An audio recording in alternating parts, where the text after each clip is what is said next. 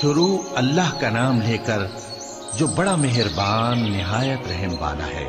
الف لام را، یہ کتاب روشن کی آیتیں ہیں۔ ہم نے اس قرآن کو عربی میں نازل کیا ہے تاکہ تم لوگ سمجھ سکو۔ اے پیغمبر، ہم اس قرآن کے ذریعے سے جو ہم نے تمہاری طرف بھیجا ہے تمہیں ایک نہایت اچھا قصہ سناتے ہیں، اور تم اس سے پہلے بے خبر تھے۔ جب یوسف نے اپنے والد سے کہا کہ ابا، میں نے خواب میں 11 ستاروں اور سورج اور چاند کو دیکھا ہے، دیکھتا کیا ہوں کہ وہ مجھے سجدہ کر رہی ہیں۔ انہوں نے کہا کہ بیٹا، اپنے خواب کا ذکر اپنے بھائیوں سے نہ کرنا، نہیں تو وہ تمہارے حق میں کوئی چال چلیں گے۔ کچھ شک نہیں کہ شیطان انسان کا کھلا دشمن ہے، اور اسی طرح اللہ تمہیں برگزیدہ و ممتاز کرے گا اور خواب کی باتوں کی تعبیر کا علم سکھائے گا، اور جس طرح اس نے اپنی نعمت پہلے تمہارے دادا پر دادا ابراہیم اور اسحاق پر پوری کی تھی، اسی طرح تم پر اور اولاد یعقوب پر پوری کرے گا۔ بے شک تمہارا پروردگار سب کچھ جاننے والا ہے، حکمت والا ہے۔ ہاں، یوسف اور ان کے بھائیوں کے قصے میں پوچھنے والوں کے لیے بہت سی نشانیاں ہیں۔ جب انہوں نے آپس میں تذکرہ کیا کہ یوسف اور اس کا بھائی ابا کو ہم سے زیادہ پیارے ہیں، حالانکہ ہم جماعت کی جماعت ہیں، کچھ شک نہیں کہ ابا کھلی غلطی پر ہیں۔ یوسف کو یا تو جان سے مار ڈالو یا کسی ملک میں پھینک آؤ، پھر ابا کی توجہ صرف تمہاری طرف ہو جائے گی، اور اس کے بعد تم نیک لوگوں میں ہو جاؤ گے۔ ان میں سے ایک کہنے والے نے کہا کہ یوسف کو جان سے نہ مارو، کسی اندھے کنویں میں ڈال دو کہ کوئی راہگیر اسے نکال کر کسی دوسرے ملک میں لے جائے گا۔ اگر تم کو کرنا ہی ہے تو یوں کرو۔ یہ مشورہ کر کے وہ اپنے والد سے کہنے لگے کہ ابا جان، کیا سبب ہے کہ آپ یوسف کے بارے میں ہمارا اعتبار نہیں کرتے؟ حالانکہ ہم اس کے خیر خواہ ہیں، کل اسے ہمارے ساتھ بھیج دیجئے کہ خوب میوے کھائے اور کھیلے کودے، ہم اس کے نگہبان ہیں۔ انہوں نے کہا کہ یہ امر مجھے غمناک کیے دیتا ہے کہ تم اسے لے جاؤ، یعنی وہ مجھ سے جدا ہو جائے، اور مجھے یہ بھی خوف ہے کہ تم کھیل میں اس سے غافل ہو جاؤ اور اسے بھیڑیا کھا جائے۔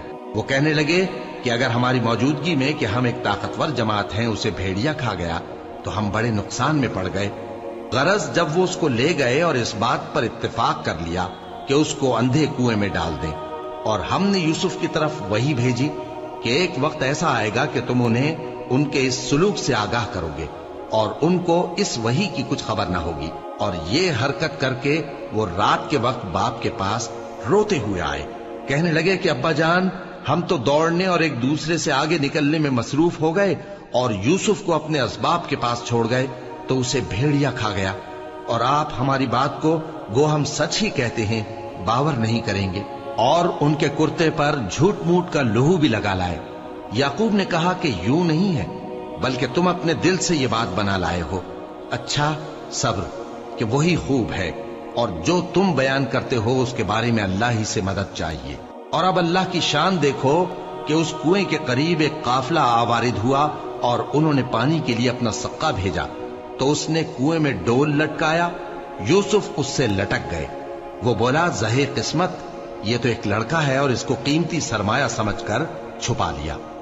اور جو کچھ وہ کرتے تھے اللہ کو خوب معلوم تھا، اور انہوں نے اس کو تھوڑی سی قیمت یعنی مادود چند درہموں پر بیچ ڈالا، اور وہ اس سے بیزار ہو رہے تھے۔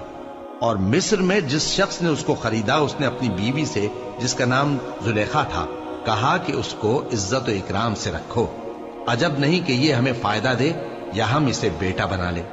اس طرح ہم نے یوسف کو سرزمین مصر میں جگہ دی، اور غرض یہ تھی کہ ہم ان کو خواب کی باتوں کی تعبیر سکھائیں، اور اللہ اپنے کام پر غالب ہے لیکن اکثر لوگ نہیں جانتے۔ اور جب وہ اپنی جوانی کو پہنچے تو ہم نے ان کو دانائی اور علم عطا کیا، اور نیکوکاروں کو ہم اسی طرح بدلہ دیا کرتے ہیں۔ اور جس عورت کے گھر میں وہ رہتے تھے اس نے ان کو اپنی طرف مائل کرنا چاہا، اور دروازے بند کر کے کہنے لگی، یوسف جلدی آؤ۔ انہوں نے کہا کہ اللہ پناہ میں رکھے، وہ یعنی تمہارے میاں تو میرے آقا ہیں، انہوں نے مجھے اچھی طرح سے رکھا ہے، میں ایسا ظلم نہیں کر سکتا، بے شک ظالم لوگ فلاح نہیں پائیں گے۔ اور اس عورت نے ان کا قصد کیا اور انہوں نے اس کا قصد کیا۔ اگر وہ اپنے پروردگار کی نشانی نہ دیکھتے تو جو ہوتا سو ہوتا۔ یوں اس لیے کیا گیا کہ ہم ان سے برائی اور بے حیائی کو روک دیں، بے شک وہ ہمارے چنے ہوئے بندوں میں سے تھے۔